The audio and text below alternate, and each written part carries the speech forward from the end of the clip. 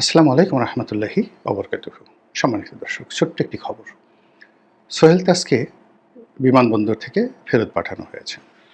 তার ইচ্ছা ছিল তিনি আমেরিকাতে যাবেন। আমেরিকাতে তার ঘর আছে, সংসার আছে, হয়তো আরও অনেক কিছু আছে। তো তাকে আমেরিকাতে যেতে দেয়া হয়নি। তিনি বিমানবন্দর থেকে ফেরত এসেছেন বলে সামাজিক মাধ্যমে তোলপাড়। মূলধারার কোনো গণমাধ্যমে এই ধরনের খবর কীভাবে আসছে আমি দেখিনি। এই কারণ হলো আমি গত কয়েকদিন ঢাকার বাইরে ছিলাম বেড়ানোর জন্য। তো ওখানে মূল পত্রিকাগুলো দেখার সুযোগ হয়নি। কিন্তু সোশ্যাল মাধ্যমে এই খবরটি চলে আসছে এবং খবর যেভাবে আসছে তাতে মনে হচ্ছে যে ঘটনা সত্য, এবং এটা নিয়ে ভীষণ রকম তোলপাড় চলছে। বিশেষ করে আওয়ামী লীগের যারা লোকজন তারা খুশিতে অস্থির যে এরকম হওয়া উচিত ছিল। প্রকৃতির একটা বিচার আছে, আল্লাহ আছেন না। আওয়ামী লীগেরটা খেয়ে, আওয়ামী লীগেরটা পরে, আওয়ামী লীগের পরিচয় ধারণ করে, রক্তের মধ্যে আওয়ামী লীগ, সব কিছু করছো। আওয়ামী লীগের বাইরে যেখানে তোমার কোনো পরিচয় নেই, সেখানে তুমি আওয়ামী লীগকে ডুবানোর জন্য, শেখ হাসিনা, বঙ্গবন্ধু, তাদের পরিবারকে তছনছ করে দেওয়ার জন্য গত কয়েক মাস ধরে, অর্থাৎ ১ বছর ধরে এই সরকার আসার পর তুমি যা করছো, আল্লাহ তোমাকে উচিত বিচার দিয়েছে, আরও দিবে। আওয়ামী লীগের লোকজন, কিন্তু আমার কথা না, আওয়ামী লীগের লোকজন আরও বিচার করবে। তোমার কুড়ো হবে, কুষ্টি হবে, তোমার পিলে হবে, আরও অনেক কিছু হবে। এরকম কথাবার্তা কিন্তু আওয়ামী লীগের মধ্যে আলোচনা হচ্ছে। কিন্তু ঘটনা কি? এখানে সোহেল তাজিবা হঠাৎ করে আওয়ামী লীগের বিরুদ্ধে কথাবার্তা বলছেন কেন? বা তাকে হঠাৎ করে এভাবে আটকে দেওয়া হলো কেন? অতি সম্প্রতি তিনি তার বোনকে নিয়ে ডক্টর মোহাম্মদ ইউনূস সাহেবের সঙ্গে দেখা করেছেন। অত্যন্ত প্রাণবন্ত তাদের বৈঠক হয়েছে। তো এর আগে তিনি বেশ কয়েকবার ডক্টর মোহাম্মদ ইউনূসের সঙ্গে দেখা করার জন্য যমুনাতে যেতে চেয়েছেন। তাকে যমুনাতে যেতে না দেওয়া হলেও ডক্টর মোহাম্মদ ইউনূস তার সঙ্গে কথাবার্তা বলেছেন এবং সর্বশেষ তার সঙ্গে দেখা করেছেন, এবং ডক্টর মোহাম্মদ ইউনূসকে তিনি চমৎকার কতগুলো ব্যায়াম শিখিয়ে দিয়েছেন। আপনারা জানেন যে তাকে সবাই বডি সোহেল হিসেবে ডাকে। মূলত আ তিনি একজন বডি বিল্ডার। তার একটা ভালো আ জিম রয়েছে। তো তিনি সেখানে খুব যত্ন সহকারে নিজের স্বাস্থ্য তিনি মেইনটেইন করেন। আর আ সবাইকে স্বাস্থ্য সচেতন করার জন্য তিনি মোটামুটি একটা আন্দোলন গড়ে তুলেছেন। এবং এই লাইনে, অর্থাৎ জিমের মালিক তিনি নিজে বডি বিল্ডার এবং সোহেল তাজের মতো এরকম একজন বর্ণাঢ্য রাজনৈতিক পরিবারের সন্তান, এটা বাংলাদেশে নেই। ফলে তার যে জিম, এটা নিয়ে অনেক সুন্দর কথাবার্তা হয়। তো সে কারণে তিনি যেখানেই যান তাকে ওই বডি সোহেল হিসেবে বলে, এবং সবাই বলে যে আপনি এরকমভাবে বডি নিয়ে থাকলেই ভালো, মানুষের স্বাস্থ্য সচেতনতা তৈরি করেন, রাজনীতি আপনার সাজে না, আপনি পলিটিক্যাল লোক নন। অনেকে নিরপেক্ষ লোক এইভাবে কথা বলার চেষ্টা করেন। তো সেই মানুষ ডক্টর মোহাম্মদ ইউনূসের সঙ্গে দেখা করলেন। দেখা করার পরে আন্তরিকতাটা এমন পর্যায়ে গেল যে তিনি তাকে কতগুলো ব্যায়াম শিখিয়ে দিলেন যে আপনি আর এই বয়সে এই ব্যায়ামগুলো যদি আপনি করেন তাহলে আপনার পায়ের মাসেলগুলো ভালো থাকবে এবং আপনার এই মাসেলগুলো ভালো থাকবে। স্পষ্ট যেটা বোঝা যাচ্ছিল তিনি যেভাবে কথাবার্তা বলেন। তো এত সুসম্পর্কের পরও কেন তাকে যেতে দেওয়া হলো না? এটি হলো প্রশ্ন, এবং এটা কিন্তু বাংলাদেশের রাজনীতিতে একটা ভীষণ রকম অশনির সংকেত। বাংলাদেশে কয়টা ঘটনা ঘটে গেছে। হাসনাত আব্দুল্লাহকে ক্যান্টনমেন্টে ঢুকতে দেওয়া হয়নি, এই একটা ঘটনা। আর সোহেল তাজ সাহেবকে দেশের বাড়ি যেতে দেওয়া হয়নি। তো সোহেল তাজ সম্পর্কে পরস্পর বিরোধী দুটো বক্তব্য রয়েছে।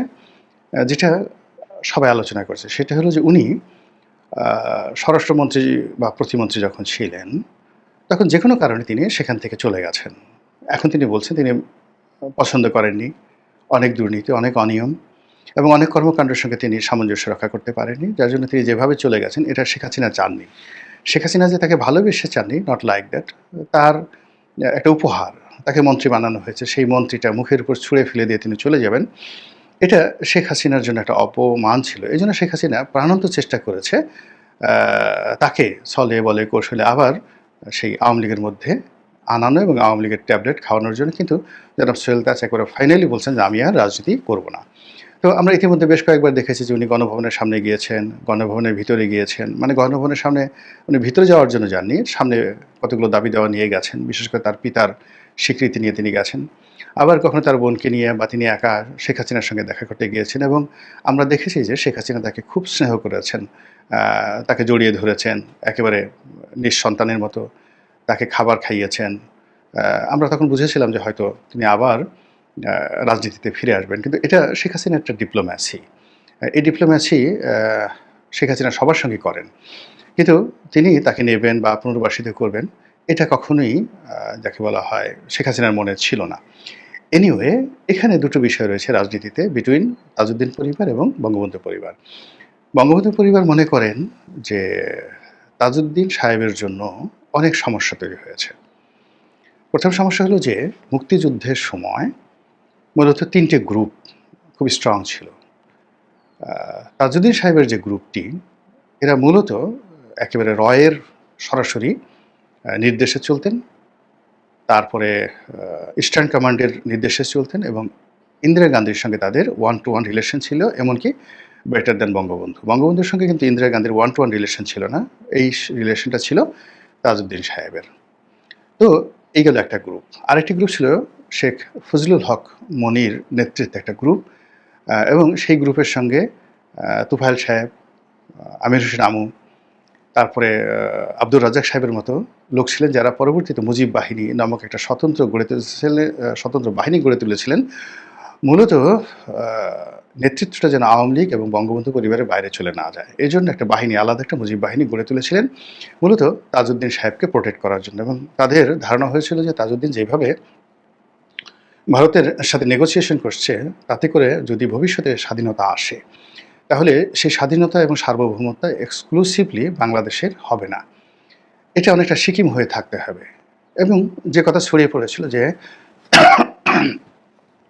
ভারতের সঙ্গে তাজউদ্দিনের নেতৃত্বে একটা মৈত্রী চুক্তি হয়েছিল, যেটা বঙ্গবন্ধু পরবর্তীতে ছিঁড়ে ফেলেছিলেন।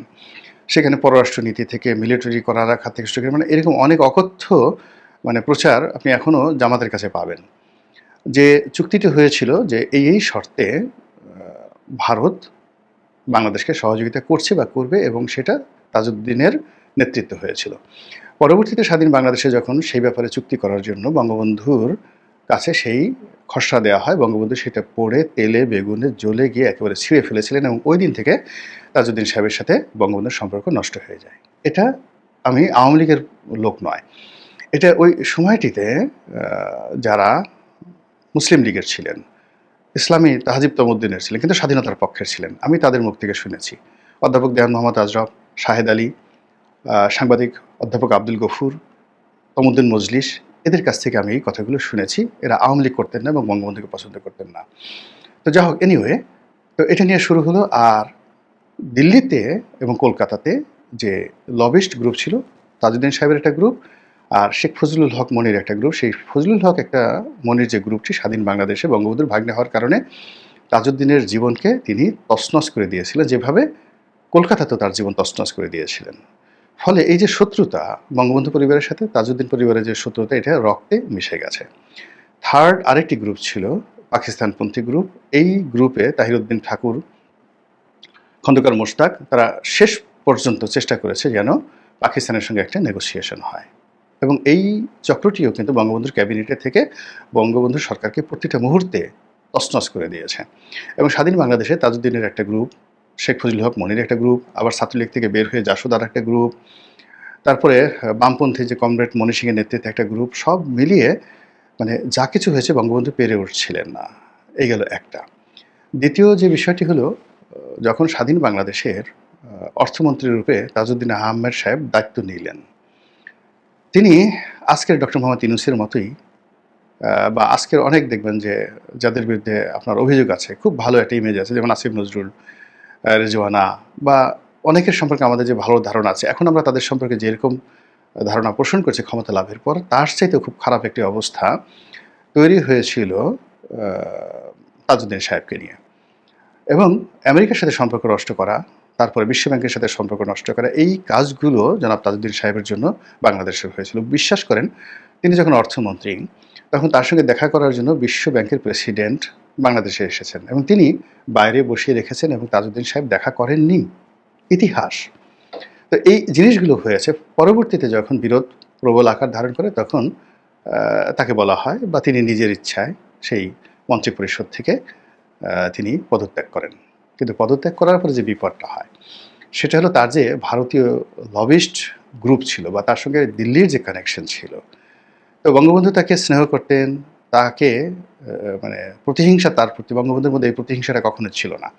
প্রতিহিংসাটা চরিতার্থ করেননি, কিন্তু তাকে উন্মুক্তভাবে খোলামেলা তাকে চলাফেরার সুযোগ দিয়েছিলেন, এবং সেই সুযোগটা নিয়ে দিল্লির সঙ্গে তার যে সম্পর্কটা, সেই সম্পর্কটি তিনি এমনভাবে মেনটেন করেছিলেন, ফলে দিল্লি অ্যাবসলিউটলি 1974-75-এ 100% বঙ্গবন্ধু বিরোধী হয়ে যায়, বঙ্গবন্ধু বিরোধী হয়ে যায়। এটা হলো বাস্তবতা। এবং বঙ্গবন্ধুর যে নির্মম মৃত্যু, তারপরে শেষে 15ই আগস্ট, এই ঘটনার পরে জেল হত্যার কারণে আমরা তাজউদ্দিন সাহেবের প্রতি খুব রেসপেক্টেড। কিন্তু আপনি যদি আওয়ামী লীগ যারা করে, সিনিয়র যারা নেতৃবৃন্দ বা ইতিহাস লিখে গেছেন, ওনার এই যে কলকাতা কেন্দ্রিক যে সরকার, তারপরে বাংলাদেশ অর্থমন্ত্রীকালীন যে তার জীবনযাত্রা, এবং পরবর্তীতে বঙ্গবন্ধু হত্যাকাণ্ডের আগ পর্যন্ত তার যে কর্মকাণ্ড, এটা যদি আপনি একটা গ্রাফে মেলাতে চেষ্টা করেন, আপনার অনেক চিন্তা চেতনা, দৃষ্টিভঙ্গি পাল্টে যাবে এই পরিবার সম্পর্কে। কিন্তু পরবর্তীতে যেটা হলো, বঙ্গবন্ধু হত্যাকাণ্ডের পর জহুরা তাজউদ্দিন তিনি এই পার্টির নেতৃত্ব নিলেন, এটা সত্য। এবং এই আওয়ামী লীগকে সুসংগঠিত করার জন্য তার অবদান কেউ অস্বীকার করতে পারবে না। এখন যদি ধরেন আওয়ামী লীগকে সুসংগঠিত করার জন্য কেউ এগিয়ে আসেন, এনিবডি, আপনার তাকে স্বীকৃতি দিতে হবে। কিন্তু দেখা গেল যে এরকম একজন বঙ্গবন্ধু বিদ্বেষী, শেখ পরিবার বিদ্বেষী, শেখ হাসিনা বিদ্বেষী, এরকম একজন লোক এই মতো আওয়ামী লীগকে অর্গানাইজ করলো, কিন্তু যখনই শেখ পরিবার ক্ষমতা পাবে তখন কিন্তু এটার আবার প্রতিশোধ ধীরে ধীরে নেবে। তো জহুরা তাজউদ্দিন এই আওয়ামী লীগকে সুসংগঠিত করেছে, এটা একটা পার্ট। তিনি আওয়ামী লীগের সমস্ত নেতাকর্মীর কাছে খুবই শ্রদ্ধাভাজন। কিন্তু যখনই শেখ হাসিনায় ফেরত আসছে, তখন অতীতের সেই যে পারিবারিক কনফ্লিক্ট, তার সঙ্গে সঙ্গে সামাজিক কনফ্লিক্ট, ব্যক্তিত্বের কনফ্লিক্ট, এই সব মিলিয়ে জহুরা তাজউদ্দিনের সাথে সম্পর্কটা শেষ পর্যন্ত কিন্তু সুন্দর থাকেনি। উনি সেখানে মতিয়া চৌধুরী, তারপরে উনি সাজেদা চৌধুরী, যাদেরকে এগিয়ে নিয়ে আসলেন, এর ফলে জহুরা তাজউদ্দিন ধীরে ধীরে পিছনে পড়ে গেল। দ্বিতীয়ত, সেই জহুরা তাজউদ্দিনের সাথে যার সম্পর্ক খারাপ, শেখ হাসিনা ওই দেখা গেল যে সে আফসার উদ্দিন বা সামহাও এই সোহেল তাজের চাচা, তাকে এনে জ্বালানি প্রতিমন্ত্রী বানালেন। মূলত মানে তাজউদ্দিন সাহেবকে বাইরে দেখলো, সোসাইটি দেখলো তাজউদ্দিন সাহেবের ভাইকে মন্ত্রী বানানো হয়েছে, কিন্তু ওই পরিবারে একটা গৃহ বিবাদ তৈরি করার জন্য। তো এভাবে তিনি করেছেন। যেমন শেখ হাসিনার সাথে অনেকের সাথে, রাজ্জাক সাহেব বা তুফাইল সাহেব, অনেকের সাথে সম্পর্ক খারাপ, কিন্তু তিনি তাদেরকে দলের মধ্যে রেখেছেন, দলের মধ্যে রেখে আচ্ছা মতো চাপ মেরেছেন। তো সোহেল তাজের ক্ষেত্র, তার মন্ত্রিত্ব দেওয়া, তাকে করা, এর মধ্যে ওরকম কোনো, যাকে বলা হয় একেবারে তাজউদ্দিন সাহেবের প্রতি খুব কৃতজ্ঞ তা নয়। এটা হলো একটা সামাজিক, যে তার একটা সুপরিচিতি রয়েছে, তাজউদ্দিন পরিবার সম্পর্কে মানুষের যে মিথ রয়েছে, এবং তিনি জেল হত্যার শিকার হয়েছেন, এই বিভিন্ন কারণে শেখ হাসিনা রেসপেক্ট করেছেন তাকে, তাকে দেখিয়েছেন সামাজিকভাবে। বা সোহেল তাজ চলে যাওয়ার পরে তার বোনকে মন্ত্রী বানিয়েছেন, এমপি বানিয়েছেন, এটা ভিন্ন কথা। কিন্তু অন্তর থেকে, মানে ওই যে অতীতের যে সকল বিষাদ রয়েছে, সেই বিষাদের কারণে এই দুটো পরিবারের মধ্যে একটা মনস্তাত্ত্বিক দিক রয়েছে। এটা হলো আওয়ামী লীগের দিক থেকে। সোহেল তাজদের দিক থেকে হলো, তারা মনে করেন যে তাজউদ্দিন না হলে মুক্তিযুদ্ধ হতো না, তাজউদ্দিনই এটাকে সংগঠিত করেছেন। কিন্তু আওয়ামী লীগ ক্ষমতা এসে তাজউদ্দিনকে যথাযথ স্বীকৃতি দেয়নি, সম্মান প্রদর্শন করেননি, বরং ক্ষেত্রবিশেষে অপমান করেছে। এবং মুক্তিযুদ্ধের দলিল দস্তাবেজ যা সরকারিভাবে হয়েছে, সেখানে তাজউদ্দিনকে যথাযথভাবে মূল্যায়ন করেনি। ফলে তাদের সেই অভিমান রয়ে গেছে। এই অভিমানটা সন্তানদের মধ্যে, তাজউদ্দিনের মধ্যে যা ছিল তার চেয়ে অনেক বেশি তার সন্তানদের মধ্যে রয়ে গেছে। এটি হলো প্র্যাকটিক্যাল। এবং সেই কারণে এই একটা সুযোগে তিনি বা তার বোনেরা প্রাণান্ত চেষ্টা করছেন আওয়ামী লীগের বিরুদ্ধে, বঙ্গবন্ধুর বিরুদ্ধে যা ইচ্ছে তাই বলার জন্য। এগুলো একটা কারণ। দ্বিতীয় কারণ হলো যে সোহেল তাজ ব্যক্তিগতভাবে ভীত সন্ত্রস্ত ছিলেন এবং এখনও আছে, সেটা বিডিআরের পিলখানা হত্যাকাণ্ড নিয়ে। তিনি যাই বলেন না কেন, যেহেতু স্বরাষ্ট্র প্রতিমন্ত্রী ছিলেন, তো ওই সময়টিতে তাকে জড়ানোর জন্য নানা মহল থেকে নানা রকম কথাবার্তা হচ্ছে। এবং সোহেল তাজ বিরোধী একটা পক্ষও আছে, এটা দুনিয়ার নিয়ম। আপনার যত পক্ষের লোক থাকবে, বিপক্ষের লোকও থাকবে। তো সেই দিক থেকে বিপক্ষের যারা লোকজন আছে, তারা সোহেল তাজকে এই পিলখানা হত্যাকাণ্ডে জড়ানোর জন্য চেষ্টা করছে, এবং আর্মির সঙ্গে তাদের একটা, তাদের পরিবারের একটা খারাপ সম্পর্ক তৈরি করার জন্য নানা রকম ন্যারেটিভ তারা তৈরি করে ফেলেছে। এই কারণেও তিনি এই জুলাই আগস্ট বিপ্লবীদের পক্ষে, তারপরে শেষে ডক্টর মোহাম্মদ ইউনূসের পক্ষে যথেষ্ট, যাকে বলা হয় আন্তরিকতা নিয়ে, যথেষ্ট ঝুঁকি নিয়ে তিনি এই কাজগুলো করেছেন। কিন্তু তার শেষ রক্ষা হলো না, তাকে বিদেশে যেতে দেওয়া হলো না। এর কারণটা হলো ওই যে ওয়ান টাইম আওয়ামী লীগ, জলবায়ু আওয়ামী লীগ স্মরণ করা হচ্ছে, যে একটা রিফাইন্ড আওয়ামী লীগ তৈরি করা হবে, তার মধ্যে সোহেল তাজ অন্যতম আছেন। দ্বিতীয়ত, যদি যে তদন্ত কমিটি, বিডিআর পিলখানা হত্যাকাণ্ডের তদন্ত কমিটি, সেই তদন্ত কমিটি কাজ করছে, তো সেখানকার রিপোর্টে যদি সোহেল তাজের নাম থাকে, এবং সেই সোহেল তাজের নাম থাকার কারণে ক্যান্টনমেন্ট সঙ্গত কারণেই তাকে গ্রিন সিগন্যাল দেবে না বিদেশে যাওয়ার ক্ষেত্রে, এবং ডক্টর মোহাম্মদ ইউনূস চাইলেও তাকে হেল্প করতে পারবেন না। এই কারণে তাকে এয়ারপোর্ট থেকে ফেরত পাঠানো হতে পারে। থার্ডলি হলো যে এই পরিবারের সঙ্গে দিল্লির একটা কানেকশন রয়েছে, অল্টারনেটিভ দিল্লি কানেকশন, শেখ হাসিনার বিকল্প যে দিল্লির কানেকশন, সেটা সোহেল তাজকে কেন্দ্র করে হতে পারে। তো সেক্ষেত্রে দিল্লির সাথে এই কানেকশনের কারণে সরকার তার প্রতি বিরাগ হতে পারে। ডক্টর মোহাম্মদ ইউনূস তার প্রতি ভদ্রতা দেখিয়েছেন, সৌজন্যতা দেখিয়েছেন। ইট ডাজ নট মিন যে তিনি একজন সোহেল তাজ তাকে দিল্লির এজেন্ট বা ভারতের এজেন্ট বা আওয়ামী লীগের এজেন্ট হোয়াট এভার মেবি এই জিনিসগুলো করতে দেবেন, অথবা তিনি হঠাৎ করে তার সারা জীবনের রাজনীতি, তার রক্ত, তার জন্ম সব কিছু যার সাথে জড়িত, সে আওয়ামী লীগের সাথে জড়িত, তার বাইরে গিয়ে তিনি অল্প সময়ের জন্য আওয়ামী বিরোধী হয়ে উঠবেন আর এটা মেনে নেবে, এতটা বোকা ডক্টর মোহাম্মদ ইউনূস নন। এনিওয়ে, যেটা হলো যে তিনি এখন যেতে পারেননি, হয়তো কোর্টে যাবেন, তার যাওয়ার প্রয়োজন হলে তিনি যেতে পারবেন। কিন্তু যে জিনিসটি এখানে একটা ব্যাড সিগন্যাল হয়ে গেল, সোহেল তাজের মতো যারা এই মুহূর্তে ভুল পাল্টাতে চাচ্ছেন, চেষ্টা করছেন, বিএনপির সঙ্গে নেগোসিয়েশন করার চেষ্টা করছেন, জামাতের সঙ্গে নেগোসিয়েশন করার চেষ্টা করছেন, টিকে থাকার জন্য সার্ভাইভ করছেন, আওয়ামী লীগের বিরোধী হয়ে উঠছেন, আওয়ামী লীগের বিপক্ষে কথাবার্তা বলছেন, তাদের সকলের পরিণতি জনাব সোহেল তাজের জন্য যে পরিণতি হলো তার চেয়ে হাজার গুণ বেশি হবে। এর কারণ হলো সবাই তো আর সোহেল তাজ নন, তার একটা নেম আছে, ফেম আছে, পারিবারিক যাকে বলা হয় সুখ্যাতি রয়েছে। সব কিছু সত্ত্বেও তিনি যে বিরূপ পরিস্থিতিতে পড়লেন, তাই যদি হয় তাহলে অন্য যাদের এরকম কোনো পোর্টফোলিও নেই, যারা রাতারাতি এখন আওয়ামী লীগ থেকে বিএনপি সাজার চেষ্টা করছেন, এনসিপি সাজার চেষ্টা করছেন, তাদের অবস্থা কী হতে পারে বলাই বাহুল্য। আল্লাহ আমাদের সবাইকে হেদায়েত দান করুন এবং হেফাজত করুন। আসসালামু আলাইকুম ওয়া রাহমাতুল্লাহি ওয়া বারাকাতুহু।